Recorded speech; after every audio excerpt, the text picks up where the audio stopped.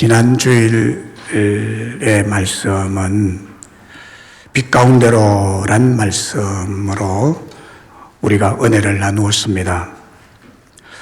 여름철 어두운 밤에 불빛이 있으면 온갖 벌레들이 불빛을 향해서 모여들듯이 이 빛은 어두운 밤을 물리치고 벌레도 모여들게 하는 힘이 있습니다. 그런데 하나님의 나라에는 빛이 필요 없습니다.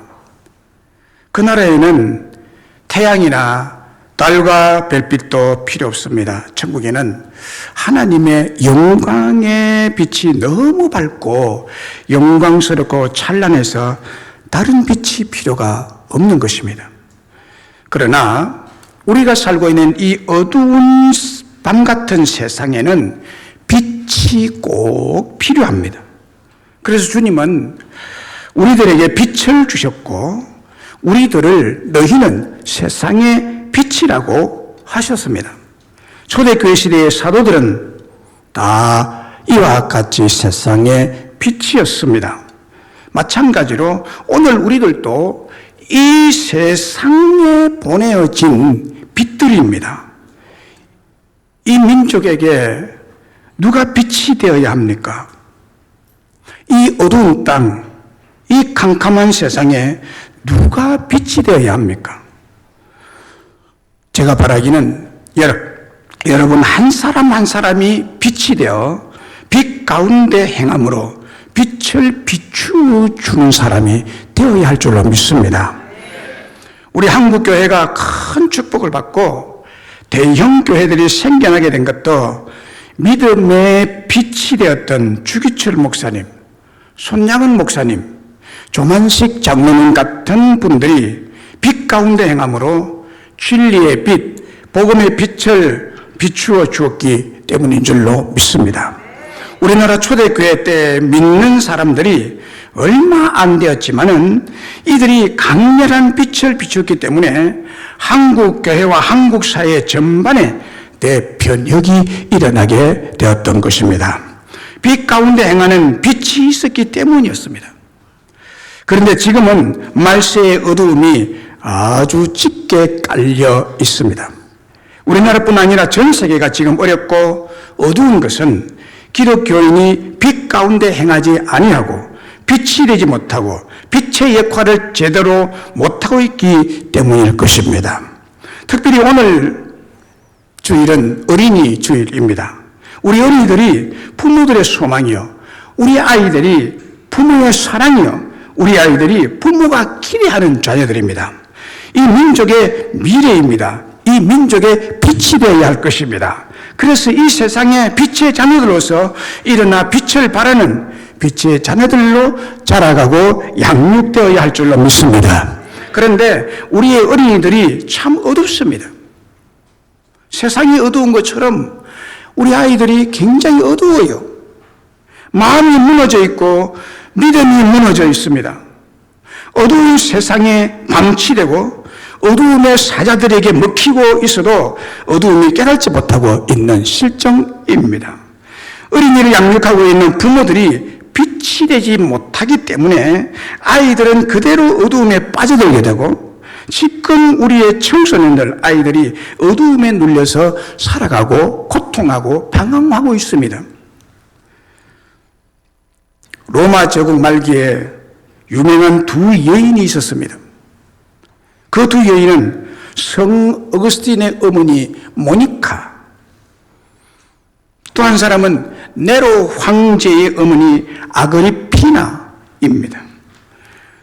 모니카의 아들 어거스틴은 청소년기에 한때 어두움에 빠져 아주 방탕하고 아주 불효자식의 행위를 하면서 집을 뛰쳐나간 자였습니다. 그리고 그의 어머니는 믿음이 독실한 어머니였는데 이 아들 어거스틴은 어머니가 믿는 하나님을 부정하고 어두움인 다른 이방 종교에 빠지게 됩니다. 모니카는 어둠에 빠진 방탕한 아들을 바로 세우기 위해 13년 동안 13년 동안 하루도 빠지지 아니하고 하나님의 사랑을 철저하게 신뢰하고 믿음으로 하나님 앞에 눈물로 기도하였습니다. 그의 아들에게 왜 그런 짓을 하느냐며 한 번도 분노하거나 한 번도 역정을 내거나 한 번도 아들을 어둡게 하지 아니하고 오직 하나님께만 기도를 했습니다. 그 결과 마침내 13년 만에 아들을 회개시켜서 기독교의 성자로 탄생시킨 사람이 그 어머니 모니카입니다. 그 오거스틴은 참회록이라든지 신의 도성이라는 위대한 책을 저술함으로 이 세계 초기 기독교 교회의 최대의 사상가로 기독교의 교리 체계를 잡는데 크게 이바지하는 사람이 되었던 것입니다. 그리고 빛을 발하는 모범적인 신학자요, 모범적인 그리스도인이 되었던 것입니다. 그의 어머니 모니카의 마음에 하나님의 사랑을 신뢰하고 하나님을 믿는 믿음이 없었더라면 우리는 결코 위대한 신학자와 위대한 책을 만날 수가 없었을 것입니다. 자녀를 믿음으로 세워야 한다는 모니카의 마음속에 성령님께서 심어주신 예수님의 사랑의 신뢰와 믿음이 성 어거스틴이라는 사람을 꽃피우게 한 것인 줄로 믿습니다. 하나님의 무한하신 사랑의 은혜이죠. 그리고 동시대에, 똑같은 시대에 한 여인은 네로 황제의 어머니 아그리피나입니다. 이 여인 역시 아들을 무척 사랑하는 어머니였습니다. 아들을 너무나 사랑한 나머지 하루빨리 사랑하는 자기 아들을 황제로 세우고 싶었습니다.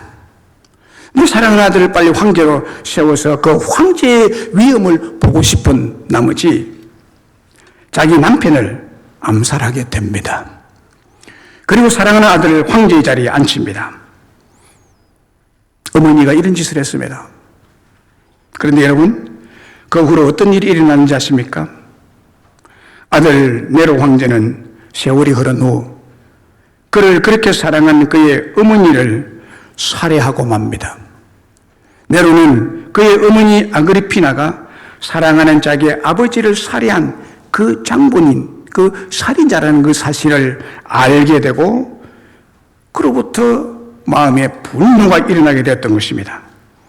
그래서 아그리피나의 잘못된 자식 사랑의 결과는 그 자식의 손에 자기가 살해됩니다. 그리고 인류 역사의 최고의 폭군을 만들어내고 결국 그 가문은 파멸로 이어지고 맙니다. 여러분, 똑똑히 보십시오. 모든 부모가 자기 자식이 잘 되기를 간절히 바랍니다. 그러나 그 마음만으로는 소용이 없습니다. 자식 잘 되기를 바라고 그 자녀를 사랑하는 마음은 두 어머니 모니카나 아그리파나 똑같이 자식을 사랑했습니다. 그런데 하나님께서 담고 심어놓으신 하나님의 사랑, 믿음의 마음이 자녀의 마음에 빛을 심어주고 예수님의 사랑으로 사랑한 모니카는 아들을 성자로 키워냅니다. 하나님의 사랑이 아닌 인간적인 야심과 야욕, 육신의 생각을 품고 사랑한 아그리피나는 자식도 망치고 자기가 자식 손에 살해되고 결과적으로 나라도 망하는 결과를 가져오게 되었던 것입니다. 여러분, 같은 어머니이지만 한쪽은 성자로 한쪽은 악마로 양육하게 된 것입니다. 오늘날 모든 어머니들도 모니카의 계열에 서 있느냐 아그리피나의 계열에 서 있느냐 둘 중에 하나입니다. 어떤 자녀들은 가정에서 참 성자같이 자라고요, 아주 부지런하고 충성되고 그 성품이 온화하고 타인을 위해서 살아가는 사람도 이 나라에 많습니다. 그러나 폭군처럼 악마처럼 사는 청소년들, 자라는 아이들 많습니다. 중고등학교에 깡패 남자, 깡패 여자가 수두룩합니다. 부모의 심령에 무엇이 너야? 그것은 어제나 오늘이나 정말 중요한 것입니다. 정말 중요한 것입니다. 아버지, 내가 뭐 어떻게 하든지 내 자식은 잘 될 거야. 천만에요. 어머니가 뭐 돌아다니고 뭐 이래 한다고 해서 우리 자식이 뭐 잘 못 될까봐 잘 될 거야. 천만에. 아니에요. 오해하지 마십시오. 부모의 심령에 무엇이 담겨져 있느냐? 그 자식이 그대로 가는 것입니다. 하나님의 사랑, 예수님의 사랑이 있느냐 없느냐 하는 것은 절대적으로 자식들에게 중요한 것입니다. 하나님의 자녀 사랑의 은혜를 받은 부모와 그 자녀, 하나님의 자녀 사랑과 은혜를 받지 못한 부모와 그 자녀는 정반대 결과를 초래하게 된다는 사실을 여러분들이 아셔야 할 것입니다. 오늘 본문 히브리 10장에 나온 11장에 나오는 모세의 출생 이야기는 출애굽기 2장 이후에 나오는 정황을 간단하게 요약해서 기록해주고 있습니다. 출애굽기 2장에 보면 그 부모의 이름이나 그를 양자로 입양한 바로 공주의 이름도 기록되지 않습니다. 오직 모세의 출생과 그가 어떤 위협으로부터 건짐을 받고 양육을 받아가는지에 대해서 초점을 맞추고 기록해 가고 있습니다. 비슷한 역사적 사건이 2500년 이후에 정확히 예수님에게 나타납니다. 예수님께서도 태어났을 때의 헤롯의 권력에 의해서 그 생명이 태어나자마자 위협을 받게 되죠. 빛의 나라인 하나님의 나라는 어두움의 세력인 사탄의 세력에 의해 생명의 위협을 받게 된다는 것을 계시하여 주고 있는 것입니다. 그렇습니다. 하나님의 나라는 절대로 저절로 임하는 것이 아닙니다. 한 인물이 나와야 하고 그 인물은 온갖 위협을 받으며 하나님의 백성들을 죄로부터 독재 권력으로부터 빼앗긴 자유를 찾아주는 인물이 되는데 그 인물이 오늘 본문에 나오는 모세입니다. 이 모세는 유아 사례라는 어두움이 짙게 깔린 위험한 세상 속에서 태어나게 되었습니다. 그런데 모세는 어떻게 그렇게 이스라엘의 위대한 지도자로 훌륭한 빛의 인물이 될 수 있었느냐를 오늘 본문에서 밝혀주고 있습니다. 오늘 본문을 보세요. 하나님께서 모세의 부모에게 아름다운 아이를 주셨다라고 말씀하고 있습니다. 23절과 24절에 믿음으로 모세가 났을 때 그 부모가 아름다운 아이임을 보고 석 달 동안 숨겨 왕의 명령을 무수하지 아니하였으며 믿음으로 모세는 장성하여라고 기록하고 있습니다. 모세가 태어났을 때 히브리 여인이 아들을 낳으면 죽이라는 명령이 아주 엄하게 철저하게 시행되고 있었던 것으로 여겨집니다. 그냥 흐지부지 뭐 해도 되고 안 해도 그런 명령이 아니에요. 철저하게 엄하게 준행이 되고 있었습니다, 여러분. 그런데 태어난 신생아 모세를 긍휼히 여기는 마음으로 부모가 바라보니 보기에 너무너무 아름다운 아이였습니다. 아마 그 당시 모세의 부모가 임신된 사실을 알게 되었을 때 이 아이가 여자아이면 좋겠다 이런 생각을 했을 거예요. 남자아이면 죽을 건데 내 아이가 내가 낳고 나자마자 버려야 되고 죽여야 되는 그 할 바에는 차라리 여자아이면 좋겠다. 요즘 같으면 산부인과 가가지고 뭐 조사하면 금방 나오죠. 그때는 모르잖아요. 나봐야 아는데 아마 그런 생각을 했을 것 같아요. 제가 설교 준비하면서 모세 어머니가 아이를 뺐다는 사실을 알고 배가 점점 불러올 때 여자아이면 좋겠다. 차라리 남자아이면 어차피 죽어야 하니 내가 그 상처를 어떻게 안고 평생을 살아가겠는가 라고 생각할 법도 하죠. 그런데요, 아이를 낳고 보니 남자아이. 그런데 보니까 너무너무 아름다워요. 이 아이를 어떻게 버리느냐.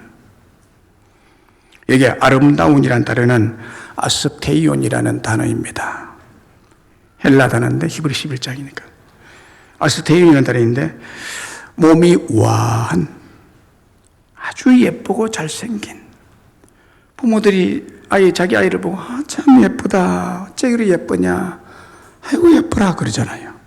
그렇게 보였다는 거예요. 총기 있고 지혜로운 아이라는 뜻을 가지고 있습니다. 이 아스테이온이라는 단어가. 아름다운이라는 말은.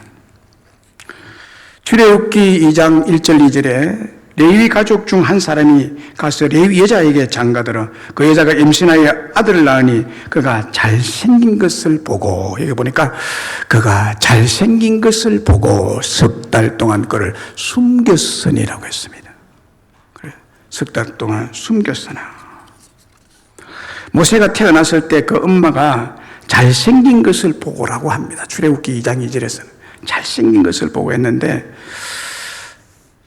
전에 우리가 가지고 있던 한글 개역 성경에는 그 준수함을 보고 이렇게 기록하고 있습니다. 준수함, 잘생겼다. 지금 우리가 가지고 있는 개역 개정판이죠. 개역 개정판 전에는 개혁판이요, 한글 개혁판. 한글 개혁판이 다시 수정이 돼서 개정판을 가지고 우리가 있죠. 그래서 개정판에는 잘생긴 것이라고 말하고, 그 전에는 준수함을 보고, 좀 우리들은 좀 연세가 된 분들, 우리 권사님 또 연세가 된 분들은 다 그 준수함을 보고 여기 익숙해져 있죠.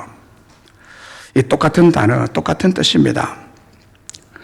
잘생긴 것을 보고라고 했는데, 이 말에 구약 출애굽기 2장 2절이니까 히브리어죠. 히브리어다는데 이게 잘생긴 것, 준수함이란 말은 토브입니다. 토브라는 단어를 씁니다. 보통 우리들이 알고 있는 토브는 행복이라는 뜻으로 알고 있죠. 근데 행복뿐만 아니라 이 토브는, 여기서의 뜻은, 모세에게 붙인 토브는 그보다 좀 색다른 뜻을 가지고 있습니다. 외형적인, 참 잘생겼다, 아이고 쟤리 예쁘노라는 아름다움뿐만 아니라 내적 아름다움, 내적으로 참 잘생겼다는 거예요. 내적 행복한 아이, 내적 강인함과 잘 갖추어진이란 뜻으로서 기록된 단어입니다. 이 토브가. 그러니까 모세의 어머니가 모세를 낳은 직후에 그 신생아를 딱 보니까, 보는 순간에 하나님께서 예비하신 모세의 탁월함, 하나님께서 계획하신 어떤 강력한 섭리를 느끼게 되었다는 뜻으로서 사용된 단어가 토브입니다. 그래서 부모는 이 아름다운 남자아이를 주신 것은 죽이기 위한 것이 결코 아니라는 생각을 하게 되었던 것입니다. 병든 것도 아니고 몸에 이상이 있는 것도 아니고 활기차고 생기 넘치고 눈망울이 빛이 나는 총명한 아이가 죽는 것, 버려야 된다는 것, 이 아이가 살해된다는 것은 하나님의 뜻이 아니라고 확신하고 생명을 사랑하시고 지키시는 하나님의 능력을 온전히 신뢰하면서 숨겼던 것입니다. 여기 숨겼다는 뜻은 외부로부터 아이에게 닥치는 어떤 재앙이나 침해하는 세력을 자신의 몸으로, 어머니 자신의 온몸으로 대신 당하겠다는 뜻이에요. 그리고 자기 품에 있는 아이를 보호한다는 의미입니다. 자신에게 닥칠 위험을 무릅쓰고 모세를 숨긴 그 어머니의 사랑, 그 믿음의 용기와 모성의 진면목을 보여주고 있습니다. 바로의 명령을 두려워하기보다 하나님을 더 신뢰한 믿음을 가진 엄마임을 알려주는 그런 말씀이죠. 모세의 부모는 그 절박한 상황에서 하나님의 말씀을 많이 생각한 것도 아니었을 것입니다. 아브라함과 이삭과 야곱과 언약한 그 언약도 떠올리지 아니했을 것입니다. 그렇다고 자기 중심적인 육신의 생각만 한 것도 아니었을 것입니다. 임금님의 명령을 어기고 이 아이를 살려두면 자신의 목숨이 위험에 처한다는 사실도 그렇게 깊이 생각하지 않았을 것입니다. 오직 모세의 어머니는 3개월 되는 모세의 어머니는, 이제 90을 지난 이 신생아를 가진 어머니는 하나님께서 이 아이를 주신 목적이 죽이기 위한 것이겠는가? 아니야. 이 생각만 한 거예요. 이것을 깊이 묵상한 결과 하나님의 신실하심의 기초를 둔 믿음이 생겨나게 된 것입니다. 이것이 모세 부모가 하나님으로부터 받은 믿음이고, 하나님은 이들에게 아름다운 아이인 모세를 주신 것입니다. 모세의 출생을 언급한 사도행전 7장 20절에도 요셉을 알지 못하는 새 임금이 애굽 왕위에 오르매 그가 우리 족속에게 교활한 방법을 써서 조상들을 괴롭게 하여 그 어린 아이들을 내버려 살지 못하게 하려 할세 그때 모세가 났는데 하나님 보시기에 아름다운지라. 여기는요, 하나님 보시기에 아름다운지라 그의 아버지의 집에서 석 달 동안 길리우더니라고 했습니다. 이 말씀에서도 모세가 아름다운 아이로 태어났다고 스데반 집사의 설교에서 적어나오고 있습니다. 아름다운지라란 헬라어 단어도 오늘 본문의 히브리스의 단어와 똑같이 에스테이온이라는 단어를 사용하고 있습니다. 사도행전에서의 그때 모세가 났는데 하나님 보시기에 아름다운지라 라고 말씀하고 있습니다. 오늘 본문인 히브리스에는 모세가 났을 때 그 부모가 아름다움을 보았다. 출애굽기 2장 2절에서도 그 여자가 임신하여 아들을 낳으니 그가 잘생긴 것을 보고 그 어머니가 보았다라고 합니다. 그런데 모세의 어머니가 모세를 아름다운 아이임을 보았다고 했는데 말하자면 모세는 보통 신생아와는 달랐기 때문에 보통 어린 아이가 아니라고 보았던 거예요. 보통 아이가 아니다 라고 생각을 직감적으로 했습니다. 그래서 스데반은 사도행전 7장 20절에서 하나님 보시기에 아름다웠다라고 하나님 보시는 하나님 관점에서 말하고 있습니다. 그래서 모세는 하나님 보시기에도 아름다운 아이로 하나님이 기뻐하시는 아이로 태어나게 됐다라고 말하고 있습니다. 그러니까 모세는 하나님께서 그 부모에게 아름다운 아이, 보통 아이와는 다른 아이를 선물로 주시고 가정의 귀한 보배로 주셨다는 것입니다.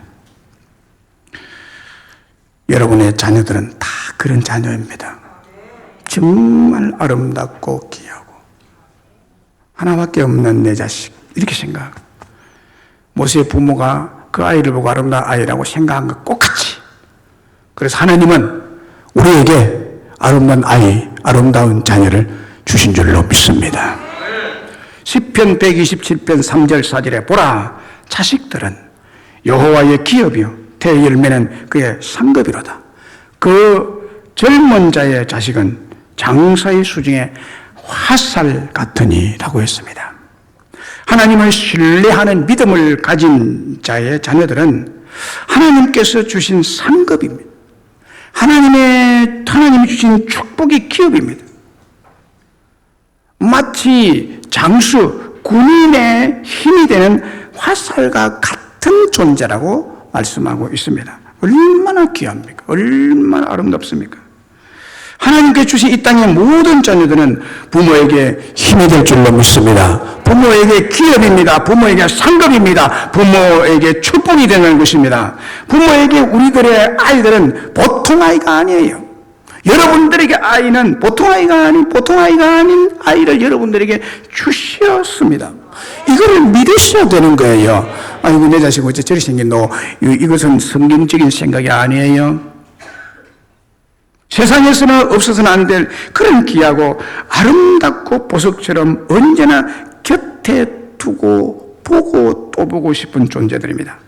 그러니 내 아이들을 보면 너무 아름답고 너무 귀엽고 너무 똑똑하고 큰 인물이 될 것 같은 총명스럽게 보이는 것입니다. 그 성경의 말씀이 맞죠. 세월이 가도 시대가 바뀌어도 우리 아이들이 아름답고 특별하다는 증거는 태어난 지 1년째 되는 첫 돌대입니다. 첫 돌대. 여러분 생각해보세요. 첫 아이, 첫 돌을 어떻게 보냈는지. 요즘은 더 심하죠. 첫 생일 때는 1살 생일이라고 절대로 하지 않습니다. 첫 생일 때는 돌잔치라고 합니다. 돌잔치. 첫 번째 맞이하는 생일은 우리 아이가 너무 귀하고 너무 아름답고 너무 좋아서 잔치를 준비합니다. 큰 잔치를 준비해. 너무 좋았기 때문에 그러는 거죠. 가족은 물론이고 가까운 친지와 지인들을 초대해서 첫 돌을 맞이한 주인공 아이와 함께 축하하고 함께 기뻐하고 식사를 함께하는 시간을 가지게 됩니다. 그렇습니다. 우리 아이들이 모두가 보통 아이들이 아닙니다. 보통 아이들. 우리는 그렇게 생각하셔야 됩니다. 그렇게 믿으셔야 됩니다. 그래서 이 아이들을 귀하게 잘 양육하기 위해서 어린이날이 있는 것이고 이 날을 공휴일로 지정해서 1년 365일 중에 하루라도 아이를 위한 특별한 날로 시간을 함께 하라고 하는 것입니다. 최초로 어린이날을 만든 사람은 소파 방정환 선생입니다. 1923년 일제강점기 때 우리 아이들에게도 어둠과 암흑기였던 시기에 우리 아이들 자라는 아이들에게 소망이 없었던, 나라를 빼앗긴, 주권을 빼앗긴, 강제로 우리 땅을 점령한 저 일제 밑에서 어느 다 빼앗겼죠. 주권 다 빼앗겼죠. 전부 일본으로 초등학교에 다 가르쳤습니다. 부모된 입장에서 바라볼 때 너무너무 어두웠죠. 이 나라가 어떻게 될 것이냐. 그 암흑기였던 시기에 이 나라의 꿈이요, 미래 한국의 생명을 이어갈 희망인 아이들의 마음속에 마음의 양식과 정서, 대한민국의 정신을 폭넓게 꾸어갈 수 있도록 헌신하고 노력을 다한 분이 방정환 선생입니다. 그분이 5월 5일을 어린이날로 정한 이후로 계속해서 지금까지 지키고 있습니다.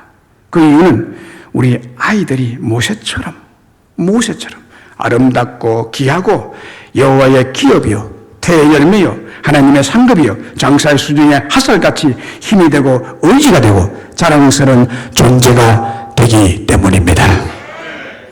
하나님께 주신 우리 아이들이 너무 아름답고 귀하기 때문에 크고 귀한 인재로 양육하기 위해 힘쓴 교육학자들이 참 많았습니다.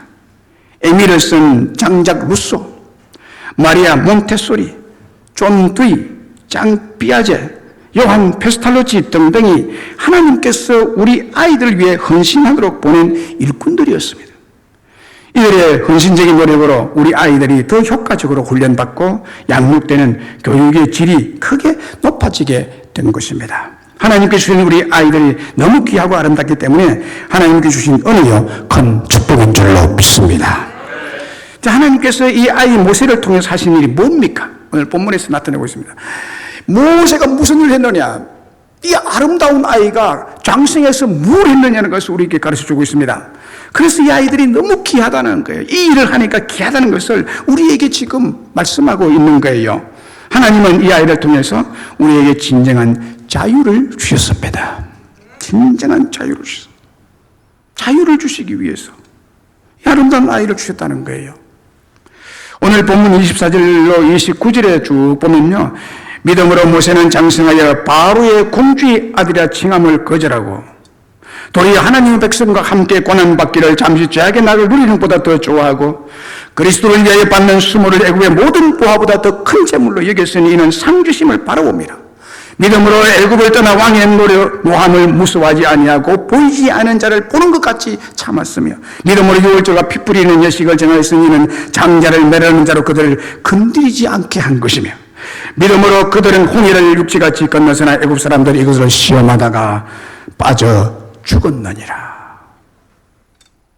이 말씀은 이스라엘 백성들이 애굽 나라의 왕 바로에게 자유를 빼앗기고 종살이를 하고 있었던 때 고난과 고통과 위협이 극에 달했을 때 최대에 이르고 이스라엘 백성들의 앞날의 전망이 가장 어두울 때 그때 모세가 태어났다는 거예요. 그리고 장성한 모세를 통해서 하나님께서 이스라엘 백성들에게 어떻게 진정한 자유를 주게 되었는지 밝혀주고 있습니다.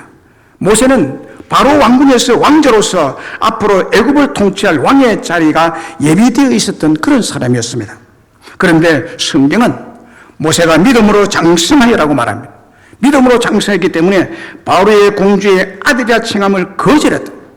애굽의 왕이 되는 자리를 거절했다고 말합니다. 거절하고 도리어 하나님의 백성들과 함께 고난받기를 잠시 왕의 자리에 앉아서 죄악의 낙을 누리는 것보다 더 좋아했대요. 더 좋아하고 그리스도를 위해서 받는 수모를 애굽의 모든 보화보다 더 큰 재물로 여겼고 왕의 노함을 무서워하지 아니하고 보이지 아니하는 자를 보는 것 같이 하여 참고 믿음으로 유월절과 피 뿌리는 예식을 정했으니 이는 장자를 매라는 자들로 그들을 건드리지 않게 하려 한 것이라고. 믿음으로 그들은 홍해를 육지같이 건넜고 애굽 사람들은 이것을 시험하다가 뒤따라오다가 홍해 바다에 다 빠져 죽음으로 완전한 자유를 얻게 되었다고 말씀하고 있습니다. 이 아이 한 사람 모세가 장성해서 이 한 사람을 통해서 이스라엘 약 200만 명이 완전한 자유를 얻게 된 줄로 믿습니다. 복음서에 보면요, 예수님께서 하나님의 나라에 대한 많은 비유를 말씀하고 있습니다. 하나님 나라에 대한 비유, 하나님 백성들에 대한 그 비유죠. 하나님 나라에 대한 비유, 천국 비유를 말하죠. 천국 비유를 말씀할 때 언제나 그 중심 메시지는 한 인물을 말합니다. 한 인물이 하나님의 나라를 이루어 나간다는 것을 말하고 있는 거예요.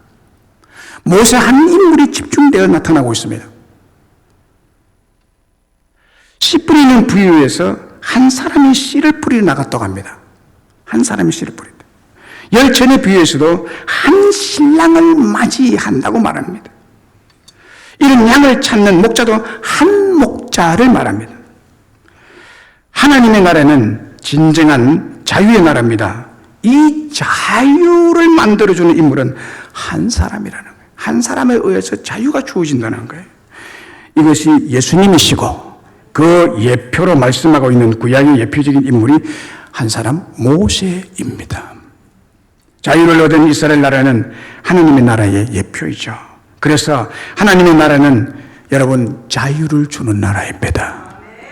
여러분의 육신적인 자유, 여러분의 심령의 진정한 자유, 진정한 마음의 천국이 이루어지는 자유를 주시는 분이 하나님이시다는 거고, 한 사람 예수 그리스도로 구약시대에 이스라엘 백성들이 애굽에서 종살이하며 고통이 극에 달했을 때에 자유를 준 모세 한 사람이 나가잖아요. 바로 앞에. 이 자유는 두 가지 의미가 있습니다. 하나는 죄로부터의 자유이고, 다른 하나는 자발적으로 자신의 욕심을 자제하고 하나님의 뜻을 이루어가는 자유입니다. 한 자유는 하나님이 자유시켜주고 그 자유에 근거해서 내가 자유를 이루어가는 거예요. 이 두 자유가 함께 공유될 때 우리에게는 진정한 자유인이 될 수 있습니다. 마음의 자유의 평안을 누리게 되는 것입니다. 지금까지 우리 교회는, 한국교회는 죄로부터의 자유만이 강조했지, 자기의 정욕과 욕심을 믿음 안에서 자발적으로 자제하고 자진해서 하나님의 뜻을 이루는 진정한 자유를 거의 생각하지 않고 살아왔다는 거예요. 그 생각하지 않고 교회 생활을 했다는 거예요. 그런데 두 번째 자유가 없다면 첫 번째 자유의 의미는 거짓이고 위선적인 자유라는 것입니다. 다시 말하면 믿음으로 죄사함을 받고 죄로부터 자유를 얻었다고 자기 하고 싶은 대로 자기 마음대로 살면 만용이고 자유를 빙자한 죄를 다시 짓는 어리석음에 빠지게 된다는 거예요. 출애굽한 이스라엘 백성들의 애굽에서의 해방은 이 두 가지 자유를 주셨다는 것입니다. 죄로부터의 자유, 또 이 사람들이 노력해서 자발적으로 자기의 욕망을 죽이면서 얻는 자유, 그것입니다. 오늘 우리에게 이 아이 모세를 통해서 자유를 얻게 되었던 이스라엘 백성들처럼 진정한 자유를 주신 예수 그리스도를 통해서 우리도 자유를 얻게 된 줄로 믿습니다. 이런 진리를 계시하고 있는 거예요. 모세를 통해서 우리에게 자유를 주신 것처럼 예수님을 통해서 오늘 우리에게 자유를 주고 있습니다. 예수님을 예표한 모세를 통해서 얻게 된 자유는 두려움에서, 죄에서, 율법에서, 사탄의 권세에서, 심판에서, 양심에서 자유를 얻게 된 것인 줄로 믿습니다. 요한복음 8장 32절에 이렇게 말씀하고 있죠. 진리를 알지니 진리가 너희를 자유케 하리라. 진리가 자유케 합니다. 진리가 자유케 합니다. 진리 대신 예수님께서 우리를 자유케 하신다는 그런 말씀이죠. 갈라디아서 5장 13절에도 보면 형제들아 너희가 자유를 위하여 부르심을 입었으나 그러나 그 자유로 육체의 기회를 삼지 말고 오직 사랑으로 서로 종노릇하라고 말씀합니다. 이게 이제 두 가지 자유를 앞에서 말씀드린 대로 두 가지 자유를 가지고 있어야 된다는 거예요. 예수님을 통해서 자유를 얻게 되었는데 우리 아이들이 이 자유를 위해서 부름받았다는 거예요. 우리 아이들이 이 자유를 선포하기 위해서 이 자유의 나라와 자유의 가정과 자유의 공동체를 만드는 주체로서 한 사람 아이를 우리에게 주셨다는 겁니다, 여러분. 그래서 이 아이들이 이 자유를 주신 젊음의 때 죄짓는 육체의 기회로 삼지 말라고 말합니다. 그런데 오늘 이 세상은 이 말씀과 완전히 정반대로 가잖아요. 정말 골든 타임인 젊음의 때, 청소년 때를 죄짓는 기회로 다 탕진해 버립니다. 거의 대부분이 그렇죠. 여러분, 오늘날 세상에 우리 아이들요, 10대, 20대, 30대, 40대까지 이 젊은 세대, 이 젊은 세대 30대, 40대는 10대에서부터 비롯된 건 아니에요. 이거 갑자기 30대, 40대 되고 30대 되고 40대 되면 갑자기 사람이 개가천선이 되나요? 그대로 가는 거예요. 10대의 생각이 40대, 50대, 60대 죽을 때까지 가는 거예요. 이 때를, 이 젊음의 때를, 이 유아기 때를 죄짓는 기회로 삼지 마라. 오늘날요, 굉장히 위험한 것은 제가 볼 때는 이 핸드폰이에요. 저는 벌써부터 걱정이 되는 것이 우리 신이와 온유와 신이 이 핸드폰에서 어떻게 통제를 할 것인가 걱정됩니다. 학교 가면 전부 핸드폰 가지고, 지금도 식당 가면은요, 이 조그만 아이들을 달래기 위해서 그냥 핸드폰 틀어주고 부모가 앉아서 그냥 자유롭게 딱 틀어주니까 참 편하잖아요. 귀찮게 안 하고. 편하게 밥 먹을 수 있잖아. 그 기계가 아이를 보는 거예요. 인격 대 인격으로 아이를 돌보아줘야 되는데. 무서운 세상이에요. 이 핸드폰에서 어떻게 자유를 누릴 수 있게 만들겠느냐. 이게 숙제예요. 핸드폰 가지고 지내는 인격이 다 파괴되는, 그냥 상식적인 선상에서 선하게 살아야지라는 이런 생각이 있겠지만 안 되는 거예요. 이게 안 되는 거예요. 그래서 자유의 때를, 이 젊은 골든타임의 때를 다 죄짓는 데 사용하고 탕진하고 있는 이 세대가 아니냐, 제가 볼 때는 그래요. 성경은 이 자유의 때를 죄짓는 육체의 기회로 삼지 마라. 하나님이 주신 자녀들, 우리 아이들은 이 자유를 빙자해서 죄짓는 기회로 삼지 않게 될 줄로 믿습니다. 그리고 우리 아이들이 진리 대신 예수님을 알고 믿고 오직 사랑으로 서로 종노릇하는 진정한 자유자가 될 것을 믿습니다. 이 아이 모세가 하나님의 도우심으로 이루어놓은 참 자유, 진정한 자유, 진리로 얻는 자유가 주 예수님을 통해서 오늘 우리 아이들에게도 주어지게 된 줄로 믿습니다. 자, 그러면 모세가 자유를 위해서 한 생을 불사른 것처럼 이런 자유자가 되도록 우리 아이를 어떻게 양육해야 되느냐, 이 숙제가 남은 거예요. 이 아이들을 어떻게 참 너무 귀하고 아름다운 아이를 보았는데, 우리에게 맡겨주었는데, 이 아이가 앞으로 자유를 위해서 쓰임을 받도록 하나님이 보내주신 것인데, 모세처럼, 우리 예수님처럼 이 한 아이를 우리에게 보내주었는데, 어떻게 이 아이를 진정한 자유자, 자유를 선포하며 자유가 이런 것이라고 보여줄 수 있는 아이를 만들어 가겠느냐. 우리 아이들을 철저하게 믿음으로 양육해야 됩니다.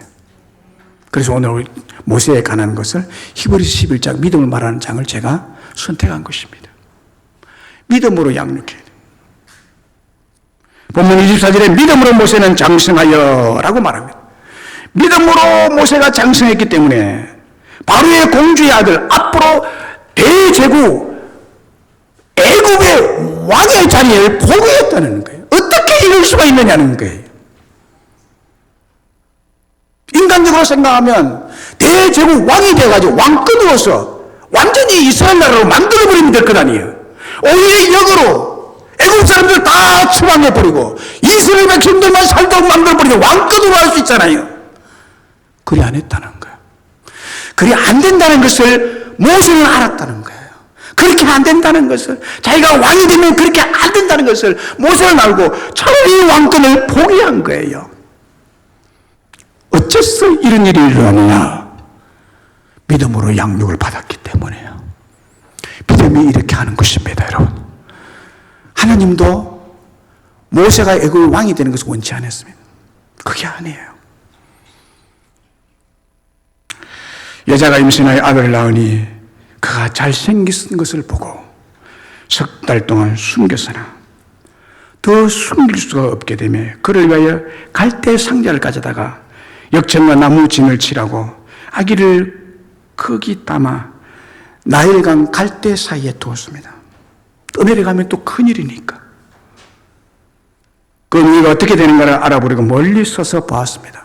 그때 마치 바로의 딸이 목욕하는 나일강을 내려오는데 아마 그 길목에 난 것 같아요. 시녀들이 나일강을 건널 때에 모세가 든 상자 갈대 사이에 놓인 것을 보고 시녀를 보내다가 열고 그 아기를 보니까 아기가 울고 있어요. 아기가 이제 3개월 됐죠. 90일 막 지난 나이. 바로 신생아죠. 그냥 눈 뜨기도 힘든 그 신생아잖아요. 그 아이가 우는 걸 보니까요. 아이고, 딱 보니까 이 히브리 아이거든. 유대족 속이거든. 생긴 게 빠꾸가 벌써 다르다는 거예요. 히브리 사람의 아이도다라고 말합니다. 그러면서 아이가 우니까 90일 된 아주 신생아, 젖비리 내 나는데 이 아이가 막 그냥 눈에서 눈물 흘리면서 얼굴이 빨개지면서 그 상자 안에서 갈대 사이에서 죽음을 기다리면서 울고 있는 아이를 보니까 아무리 원수 나라이지만 그 공주가 불쌍히 여겼다고 그래요. 하나님 불쌍히 여기는 마음은 좋겠죠. 불쌍히 여겨 이르되 이는 히브리 사람의 아기로다. 그 누이가 바로의 딸에게 이르되 내가 가서 당신을 위해 히브리 여인 중에 유모를 불러다가 이 아기에게 젖을먹이 하리까. 그러니까 그렇게 하라고. 그렇게. 그래서 모세의 친 어머니가 이제 그 아이를 젖을먹이면서 양육합니다. 참 종살이하는 민족의 슬픔이죠. 슬픔이죠. 그 아기가 점점 자랍니다. 그래서 바로의 딸에게로 데려가니 그가 그의 아들이 된지라라고 합니다. 아들이 양아들로 삼았죠. 그 역사의 기록에 의하면 이 바로의 공주가 아들이 없었대요. 그래서 이 양자가 필요한 거예요. 그래서 이 아들을 양자로 삼았습니다. 그가 그 이름을 모세라 이르되 이는 내가 그를 물에서 건졌다. 물에서 건졌다는 건 죽음에서 건졌다는 거예요. 물에 빠진 애가 그대로 놔주면 죽잖아요. 예, 죽음에 처한 아이를 내가 건져서 살렸다라는 뜻에서 모세라고 했습니다. 그래서 모세가 그 왕궁에서 장성한 후에 라고 기록하고 있죠. 믿음으로 모세는 장성했다고 합니다. 이 말은 모세가 바로 왕의 딸의 양자로 애굽 왕궁에서 왕궁 교육과 친어머니로부터 히브리 민족이라는 교육과 그 의식과 하나님의 선민이라는 믿음과 하나님은 믿을만하고 신뢰할 만한 분이라는 진리를 계속 가르친 거예요. 젖먹이면서 계속 가르치고 알아듣지 못하더니 계속 그 엄마는 말할 리가 없는 거예요. 조금 크면 이제 이별해야 되니까. 유모로서 발탁이 된 사람이니까. 친어머니지만 이별해야 되니까 시간이 없어. 그래서 저들 먹이를 때마다 계속 합니다. 그래서 어린 모세는 그 친어머니의 가슴팍에서 이 믿음, 히브리 민족이라는 것을 강력하게 확신하고 느끼게 됩니다. 그렇게 장성했다는 거예요. 모세의 친어머니는 모세에게 철저히 하나님을 신뢰하는 믿음을 가르치고 그 마음속에 심기울진 믿음을 상승시키는데 게을리하지 않았다는 것입니다. 여러분 자녀들 그냥 두면 안 됩니다. 그냥 둬도 될 것 같은 생각을 하죠. 안 됩니다, 여러분. 제발 이 시간에 말씀드리거니와 그냥 두면 안 되는 거예요. 그냥 두면 안 되는 거예요. 아버지들이요, 그냥 두면 안 되는 거예요. 왜 그냥 두고 있습니까? 왜 그냥 두고 있습니까? 왜 엄마하고 자식들은 예를 드리는데 아버지는 왜 뒷짐지고 있느냐 이 말이에요. 왜 그러느냐는 거예요. 왜? 무엇이 그렇게 대단한 확신을 가지고 있습니까? 게을리해서는 안 되는 거예요. 그 결과를 히브리 11장에서 잘 나타내주고 있는 거죠. 부모의 믿음이 모세에게로 흐르고 모세의 믿음은 하나님의 나라를 위해서 철저히 헌신하고 충성하고 포기할 것은 포기할 줄 아는 그런 믿음을 가졌다는 거예요. 보세요. 바로의 공주의 아들의 청함을 거절했고 또이 하나님의 백성들과 함께 고난받기를 죄악의 낙을 누리는 것보다 더 좋아한 사람으로 이렇게 바뀐 거예요. 그리스도를 위해 받는 수모를 애굽의 모든 보화보다도 더 큰 잼을 여겼다. 수모 받는 것을 더 귀한 것으로 여겼다는 거예요. 왜냐하면 하나님은 믿음에 대한 보상을 주신다는 분이라는 것을 바라보았기 때문이라. 뿐만 아니라 믿음으로 애굽을 떠난 노함을 무서워하지 않냐고 보이지 아니한 하나님을 보는 것처럼 믿고 참고 기다렸다. 하나님의 하실 때를 기다리며 참았다는 거예요. 그러면서 유월절과 피 뿌린 녀석을 정해서 이는 장자를 매라는 자로 건드리지 않게 하려 한 것이며 믿음으로 홍해를 육지같이 건너게 하는데 장본인이 된 사람이 모세라는 거예요. 애국 사람들이 이것을 시험하다가 뒤에 따라오다가 하나님을 불신하는 이들이 다 하나님의 심판으로 철저하게 망하고 말았다고 말합니다. 이런 모세의 믿음이 부모로부터 전수가 흘러 들어갔다는. 할렐루야. 어린이 주일. 아버지들이요. 무엇에 그리 자신감이 있습니까? 자녀들을 그냥 둬도 된다는 말입니까? 저절로 된다는 말입니까? 저절로 된다고 놔주면은 마귀 새끼들이 됩니다. 사탄의 새끼들이 됩니다. 부모를 잡아먹습니다. 부모에게 몸부림을 듭니다. 이 폐악한 자식들이 되는 것입니다. 그냥 두지 마세요. 하나님의 말씀으로 믿음을 철저히 가르쳐야 되는 거예요.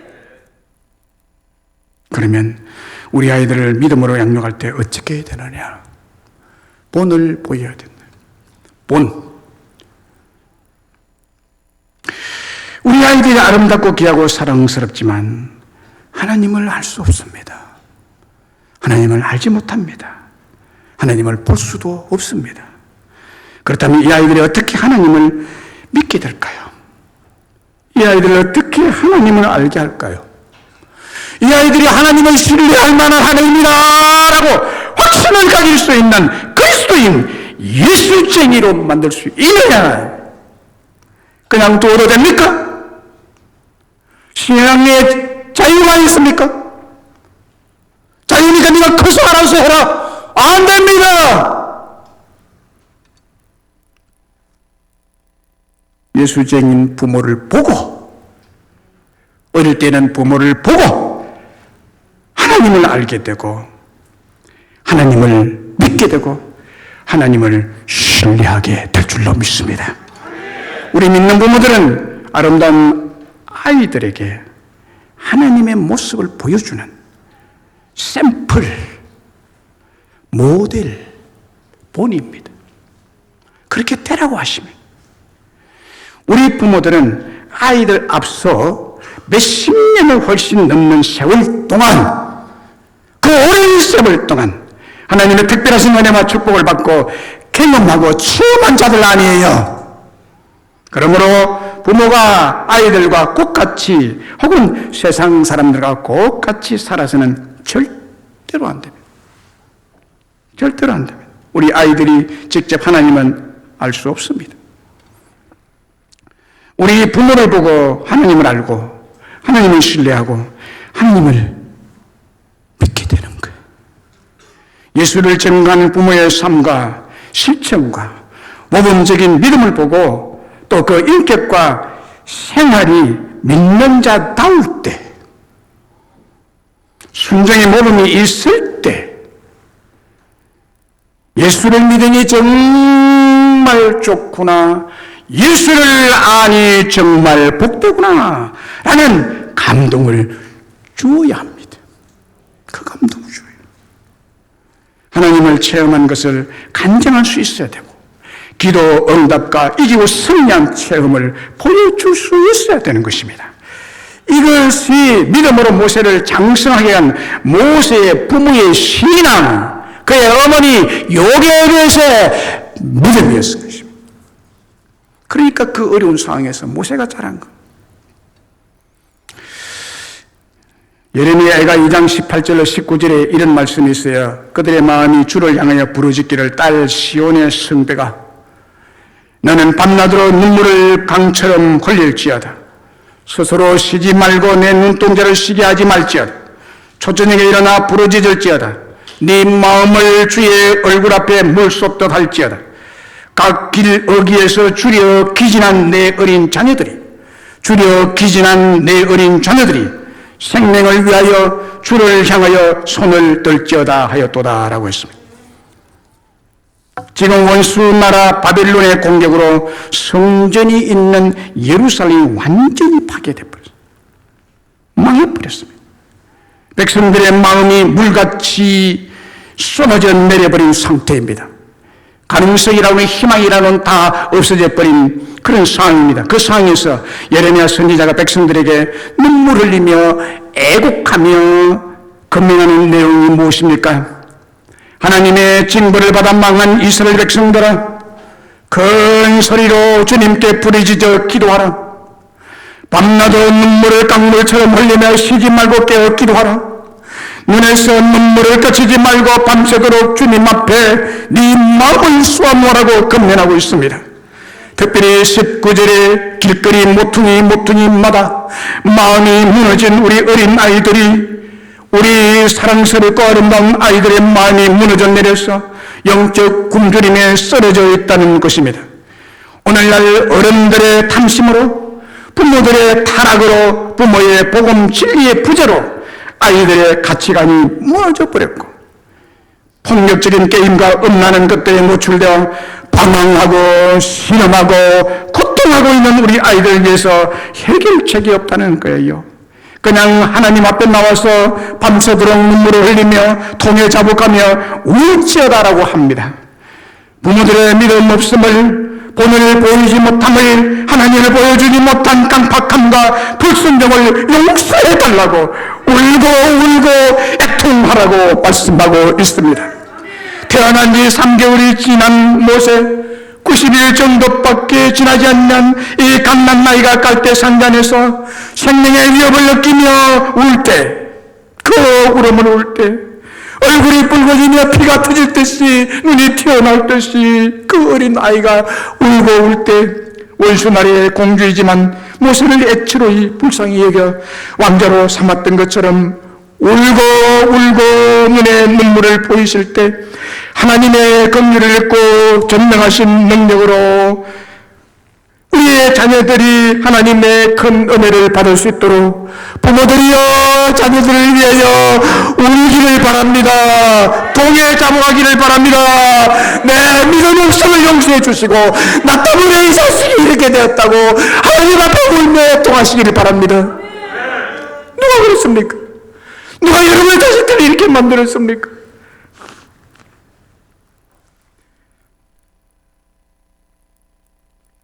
아프리카의 성자라고 불리우는 슈바이츠 박사에게 어떤 사람이 질문을 했습니다. 박사님, 자녀 교육에 있어서 가장 중요한 것이 무엇입니까? 자녀 교육에서 가장 소중한 것 3가지만 우리에게 말씀해 주세요라고 했습니다. 그랬더니 슈바이츠 박사가 이렇게 말해 주었습니다. 자녀 교육에서 가장 중요한 것은 첫째, 본보기, 둘째, 본보기, 셋째, 본보기, 이것이다 라고 말해 줬습니다. 여러분, 말로 안 됩니다.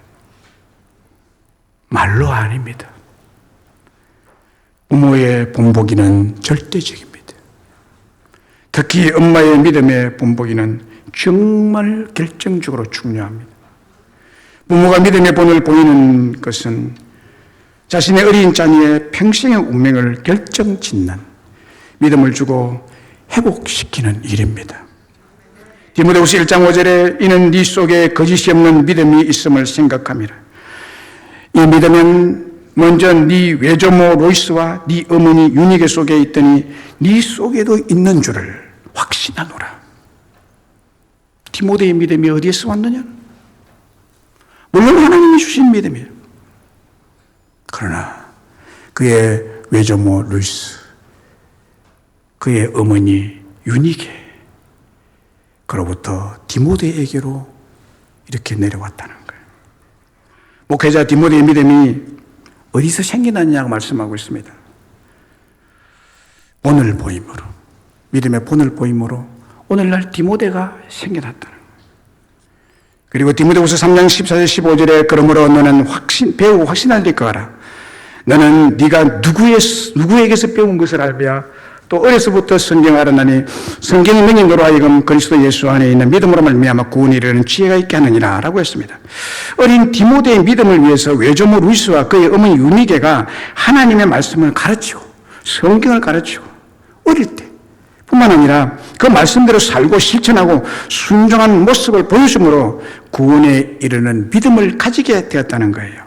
이제 장성해서 목회자까지 됐는데 어릴 때 배운 믿음의 확신을 잊지 말고 더욱 연구하고 배우고 확신하는 일에 거하라고 바울이 권면한 말씀이죠. 어머니의 체험적 신앙, 모범적이고 본을 보여주는 삶의 신앙이 자녀들에게 여러분 믿음을 일으킨다는 사실. 믿음을 일으킨다는 사실. 말로만 되는 것이 절대 아닙니다. 말씀에 순종이 없고 실천이 없고 본보기가 되지 않는 잔소리는 또 침묵은 불신과 불순종과 분노를 쌓아가고 아이들을 세상에 기웃거리게 만들고 타락하게 만드는 결정적인 원인이 된다는 사실.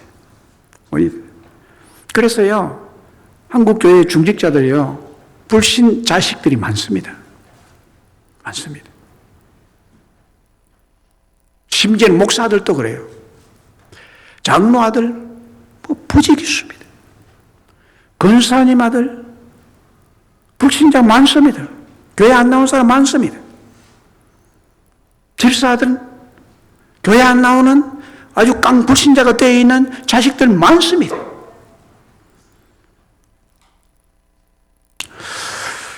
우리나라에 자식 교육으로 유명한 자들 있죠. 특별히 조선시대에 율곡 이 선생의 어머니 신사임당. 신사임당 얼굴을 우리가 거의 매일 보죠. 어디에 있습니까? 어디에 있습니까? 많이 보세요, 그거.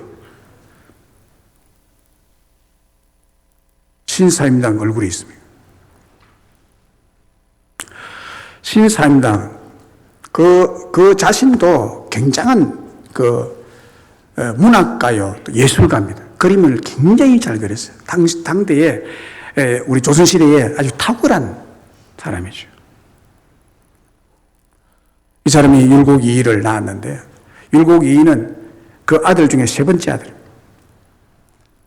아이를 뵀는데, 길 가다가 아기를 낳았어요. 어디에서 낳느냐? 밤나무 밑에서 낳았다. 그래서 호를 율곡이라고 하셨어요.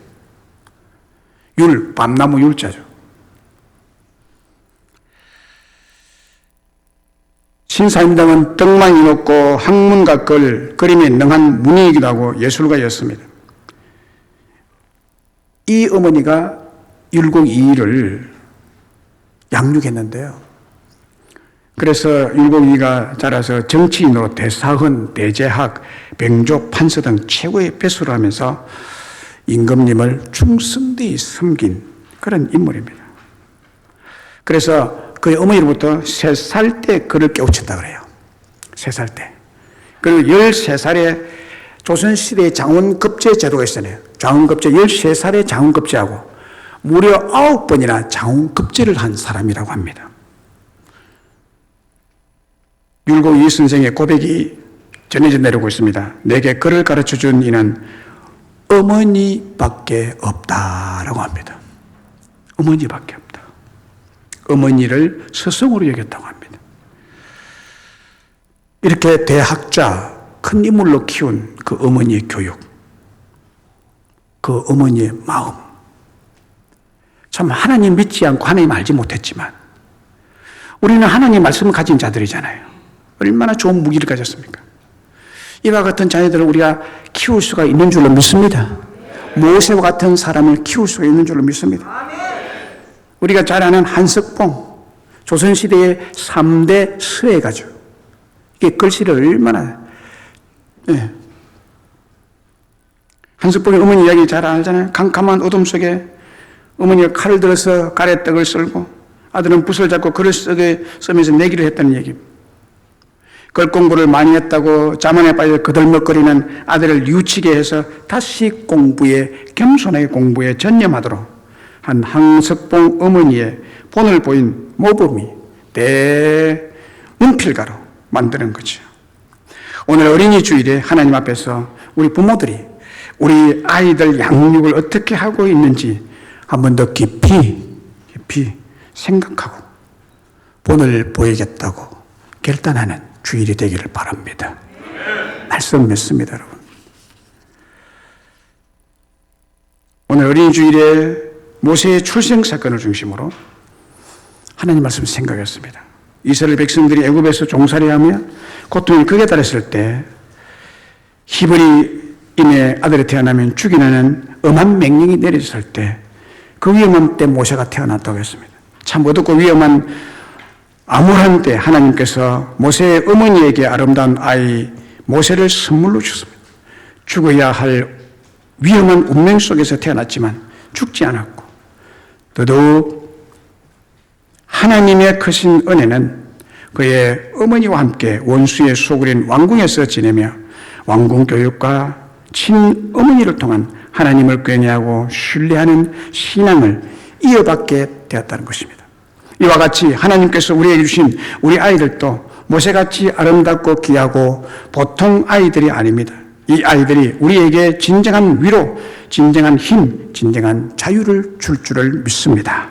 뿐만 아니라 교회에서 우리 아이들이 예수님을 통해서 참 자유를 얻게 됐다는 거예요. 이런 귀한 아이들을 우리 부모들이 어떻게 양육을 해야 될 것이냐 하는 것을 말씀드렸습니다. 자칫 잘못하면 네로의 어머니처럼 폭군으로 키울 수도 있고 잘하면 어거스틴의 어머니처럼 위대한 하나님의 사람으로 양육할 수 있습니다. 오늘 이 예배에 참여한 우리 부모님들, 우리 아이들 믿음으로 양육해야 하는데 믿음의 양육은 본을 보이는 것이야 합니다. 말로 되지 않습니다. 여러분들 하나님 보여주세요. 하나님 살아계심을 본을 보임으로 보여주셔야 됩니다. 진리를 실천하고 순종하는 모습을 집안에서 보이면서 믿음을 심어줘야 하는 것입니다. 우리 아이들이 큰 믿음의 사람들로 장성해서 모세처럼 하나님 나라에 크게 쓰임받고 진정한 자유를 누리며 나누는 사람이 되기를 주의 이름으로 축복합니다. 나 주님의